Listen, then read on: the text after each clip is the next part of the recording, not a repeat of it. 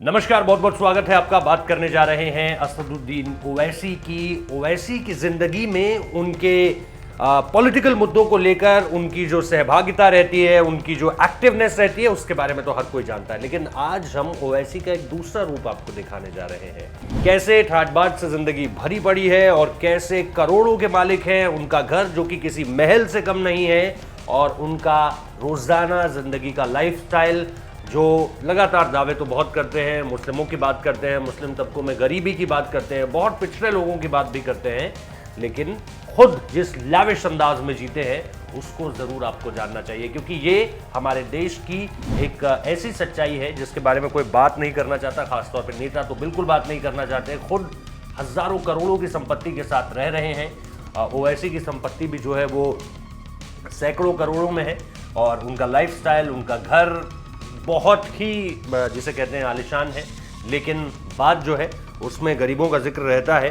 तो ये एक दो तरफा आप कहें ना कि दो चेहरे हैं एक भारतीय राजनीति में नेताओं के, एक जिनको वो पब्लिक के सामने रखते हैं और दूसरा जहां वो खुद जीते हैं।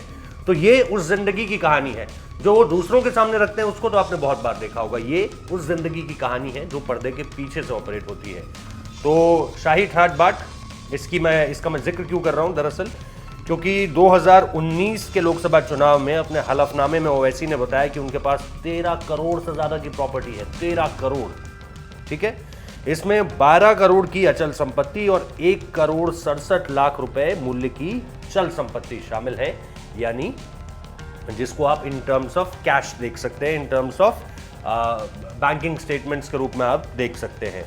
खबरों की माने तो ओवैसी की ज़िंदगी जो है वो उन्हें लग्जरी लाइफस्टाइल में ज़िंदगी बसर करना बहुत पसंद है।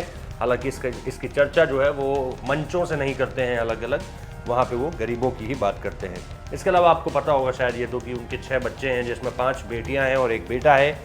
और इसके साथ साथ उनका जो घर है उनका हैदराबाद में, वो पूरी तरह से एक महल नुमा किले की तरह है, जिसको अगर आप बाहर से देखें तो आपको पूरी तरह से लगेगा कि यहाँ पर ये कोई राजा महाराजाओं की संपत्ति है। काफ़ी आलिशान घर है, और जिसे आप घर ही नहीं बल्कि एक महल कह सकते हैं, कोठी कह सकते हैं, इस तरह से आप उसे इस्टेब्लिश कर सकते हैं।